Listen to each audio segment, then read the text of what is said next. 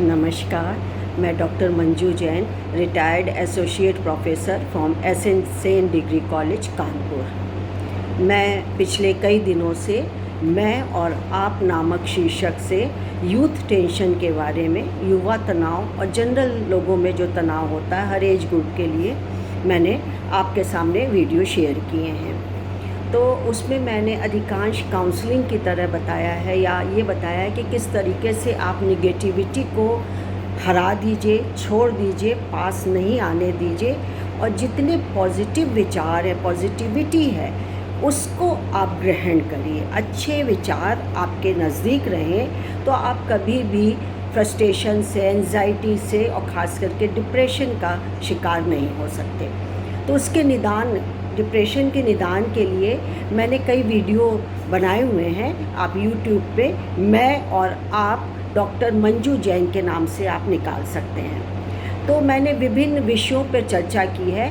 तो आज भी मैंने एक विषय लिया है जिसमें लिया है कि हम कुछ माइथोलॉजिकल बुक्स पढ़ें, सुने या टीवी पर देखें तो एक हैबिट सी बन जाती है हमारी। हम कोई भी काम शौक़ से करते हैं या अपनी खुशी से करते हैं तो हमें बड़ी संतुष्टि मिलती है और हमारा डाइवर्जन भी होता है।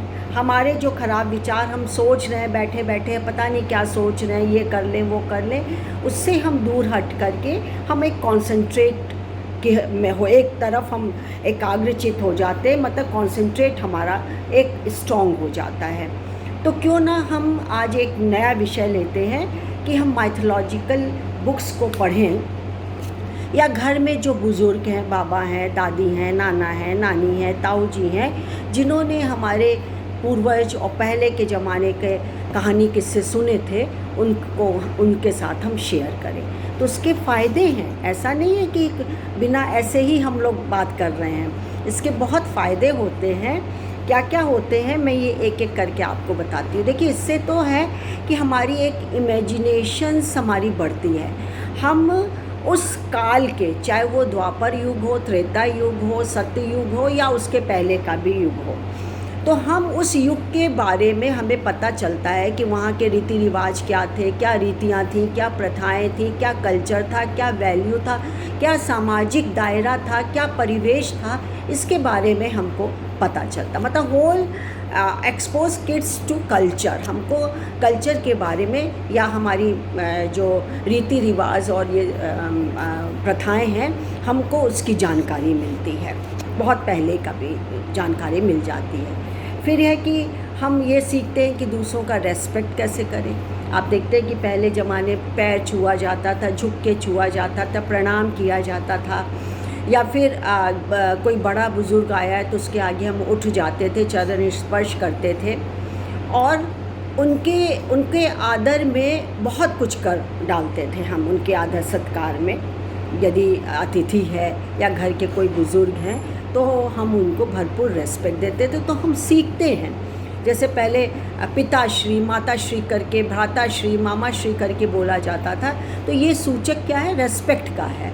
तो हम बड़ों से आप करके, मतलब एक तमीज़ से, एक अच्छे से पेश आते हैं, ये हमको जानकारी मिलती है। तो क्यों ना हम एक एक करके इसके बारे में जानकारी लेते हैं और इस बेवजह के अवसाद से, बेवजह की जो टेंशन है उससे हम दूर भाग जाएं, उसको दूर कर दें। तो मैं आपको बताती हूँ। तो ये तो आप जानते हैं कि every culture has its own mythology. कहीं कोई किसी की ये अपनी मिथ है, अपनी माइथोलॉजी। हमारी धार्मिक प्रवृत्ति की है, रामायण है, महाभारत है, गीता है या वेद पुराण की जो कथन है उसके बारे में दिखाया और सुनाया जाता है।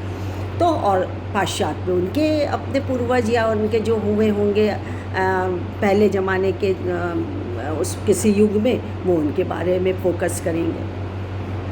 तो every culture has its own mythology, a set of stories that involve heroic characters, mythical beasts, gods, advanced technology and fantastic locations. While their validity is questionable, their existence shows the incredible fascination that we as humans have for these stories. Indian mythology contains a vast and ancient arrays of tales which are stimulating, entertaining and have a moral lesson behind them. है ना, हमको एक moral value से हमको परिचित करवाता है कि हम क्या थे, या हमको आज भी उससे वहाँ फ़ायदा हो रहा था और नुकसान नहीं हो रहा था, हानि नहीं हो रही थी, तो क्यों ना हम वापस उसको अपनाएं. Mythology teaches moral values to children in a way that holds their interest. तो क्या है, पहला दूसरा करके कई सारे पॉइंट्स बनाए हुए हैं और कहीं से लिए भी हुए हैं मैंने, वही आपके साथ शेयर करती हूँ. इटरेट्स गुड वर्सेस एविल, अच्छी और बुराई के बारे में हमको बताता है. क्या mythology teachers children the difference between good and evil, iterating each time the importance of good deeds.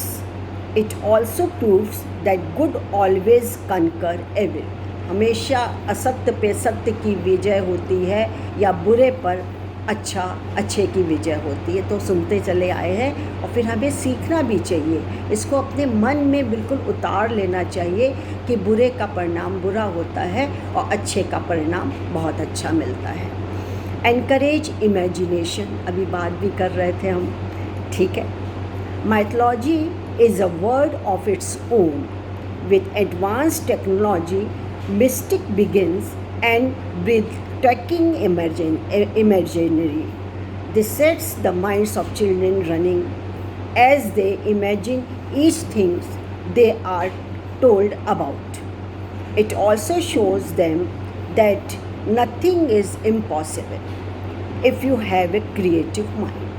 यदि आपके में क्रिएशन है, रचनात्मक है, तो कुछ भी इम्पॉसिबल चीज़ ही नहीं है उनमें. ये हमको लर्न करती है, हमको सिखाती है. एक्सपोजेस किड्स टू कल्चर, जो कल्चर की बात, वैल्यूज़ की बात, रीति रिवाजों की बात कर रहे थे, कस्टम ट्रेडिशन की, वही चीज़ है. फिर से मैं बताती हूँ. Children learns the importance and meaning of festivals and customs that are frequently seen in Indian culture. Mythology teaches them why things are the way they are, satisfying their curiosity and engaging their minds. बहुत सुंदर है. Teaches respect. Respect goes hand in hand with discipline. Mythology teaches kids to respect their elders, teachers and peers. This leads to better discipline in children. Showcases the power of love, whether it is love for family, teachers, God, mythology. Mythology teaches kids that love conquers all. And there is nothing greater than staying true to the people you love against all odds. अच्छी बातें बताई.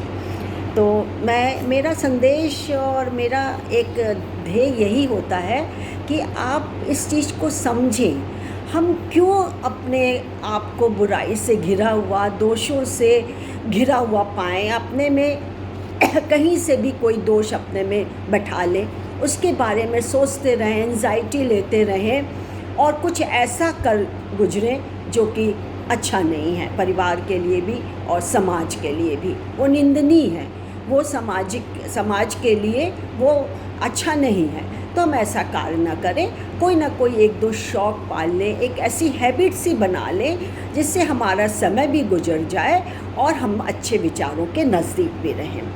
मैं इस sharing के साथ कुछ कर्मवीरों की भी बात करती हूँ. जी हाँ, मैं एक कर्मवीर की बात इस कैसेट के ज़रिए आपके शेयर करती हूँ. मेरा सिर्फ मोटो या ध्येय ये होता है कि आप भी उनकी तरह बनना चाहें तो क्यों नहीं बन सकते हैं. हमारे लिए वो सब एक प्रेरणा की तरह है. हम उनसे प्रेरित हों, हम उनसे प्रेरणा लें और उनके जैसे नहीं तो उन जैसे का एक छोटा सा अंश तो बन सकते हैं. तो हम अपने परिवार को, हम अपने समाज को, हम देश को अच्छा दे रहे हैं. तो हम इसकी बात करते हैं.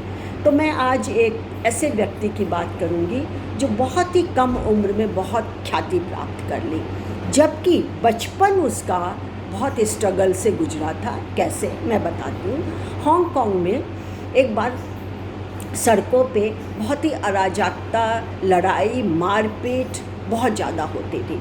तो कुछ तो ऐसे ही मारपीट करते थे बेमतलब में, शौकिया, और कुछ पारंपरिक रूप से और सीख करके, लर्न करके सीखते थे, यानी स्किल्ड हो जाते थे, तब वो लड़ाई करते थे।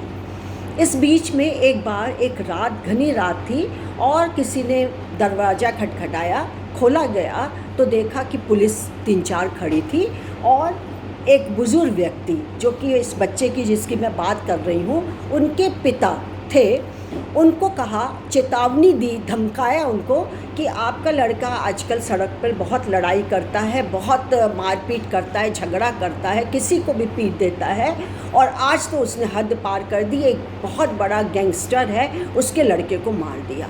अब क्या है कि वो गैंगस्टर आपसे बदला ज़रूर लेगा। हो सकता है कि उसने किसी को हायर भी कर लिया हो आपके बच्चे को मारने के लिए। बहुत ज़्यादा परेशान हुए, बच्चा भी सुन रहा था कि ये क्या हो गया। बच्चा थोड़ा बड़ा हो गया था, 16-17 साल का हो गया था, और सुन रहा था, तो बहुत ज़्यादा भयभीत हो गया कि अब करे तो करे क्या। तो पिता को उसके बचपन की याद आई, अपने बेटे के बचपन की बात याद आई कि एक बार स्कूल से जब वो 4-5 साल का था, तब वो पिट करके आया था। तो पिता को बड़ा ही मतलब बुरा लगा, और उन्होंने ये सोचा कि या तो इसको दब्बू बना दूँ, ये पिट करके आए जैसे भी है, और या नहीं तो फिर इसको इतना सक्षम बना दूँ, दबंग बना दूँ कि ये अपनी रक्षा स्वयं कर सके, कम से कम अपनी सुरक्षा का दम उसमें हो। तब इन्होंने क्या किया कि इस बच्चे को मार्शल आर्ट सिखाया। बड़ी प्रवीणता दिखाई इसने, बहुत ज़्यादा अच्छा, और सीख गया। और समय के रहते रहते उसने 4 गुरुओं से मार्शल आर्ट सीखी, तब भी उसका मन नहीं भरा। फिर उसने और प्रशिक्षण, 2 और प्रशिक्षित लोगों से प्रशिक्षण लिया, और मार्शल आर्ट का चैम्पियन बन गया। और तो और मार्शल आर्ट नहीं, उसके साथ जूडो, कराटे, नानचाकू और किक करना, सब कुछ उसने सीखा। क्यों? क्योंकि उसके पिता ने तो ये कह दिया कि तुम्हारे लिए बेटा मार्शल आर्ट इतना अच्छा करते हो, तो इस काफ़ी अपनी सुरक्षा के लिए, उसके लिए, लेकिन तुम और क्यों सीख रहे हो। तो उसने कहा कि पता नहीं दूसरा जो व्यक्ति आ रहा है, जो मुझसे लड़ रहा है, वो क्या शैली जानता हो, वो मार्शल आर्ट जानता है या नहीं जानता है, वो दूसरा जानता हो सकता है कराटे जानता हो, मुझे नहीं आएगा तो मैं दबाव में आ जाऊंगा, मैं हार जाऊंगा, मुझे मतलब उससे मार पड़ेगी। तो पिता को ये बात समझ में आई। फिर उन्होंने कहा कि ठीक है, मैं इसको इसके हाल पे छोड़ देता हूँ। लेकिन पुलिस की बात उसके कानों में अभी भी, पिता के कानों में अभी भी गूंज रही थी। लिहाजा उन्होंने ये कहा कि इस बच्चे को यहाँ रहना ठीक नहीं है, वो सुरक्षित नहीं है, और ना ही मैं इसकी रक्षा कर सकता हूँ।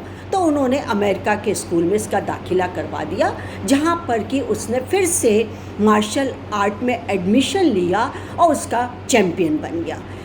रातों रात विख्यात हो गया, क्योंकि वो बचपन में एक बाल कलाकार के रूप में, और एट द एज ऑफ 18 यानी 18 साल की उम्र तक वो इसी बाल कलाकार के रूप में मार्शल आर्ट चाहे जैसा भी आता हो वो करता था, और उसका कमाई का ज़रिया भी था।